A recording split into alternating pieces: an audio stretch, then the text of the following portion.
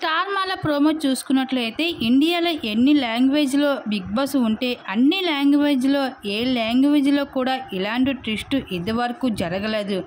ఆ ట్విస్ట్ ఏమిటంటే already eliminate అయిన కంటెస్టెంట్స్ మళ్ళీ బిగ్ బాస్ హౌస్ లోపలికి రీఎంట్రీ ఇచ్చి ఈ 12th వీక్లోని నామినేషన్లో పాల్గొని ఎలిమినేట్ అయిన కంటెస్టెంట్స్ని ఒక్కొక్కరు అయితే ఇద్దరిని హౌస్లో ఉన్న కంటెస్టెంట్స్ని నామినేట్ చేసి మళ్ళీ వెళ్ళిపోతారు.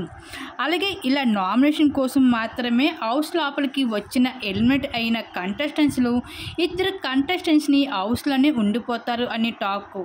అంటే ఇద్దరు కంటెస్టెంట్స్ రీఎంట్రీ ఇస్తారు అని అర్థం. అలాగే ఈ సీజను మరో 2 వారాలు పెంచబోతున్నారు అని కూడా వార్తలు అయితే వైరల్ అవుతున్నాయి. అలాగే అప్డేట్స్ కూడా వచ్చింది.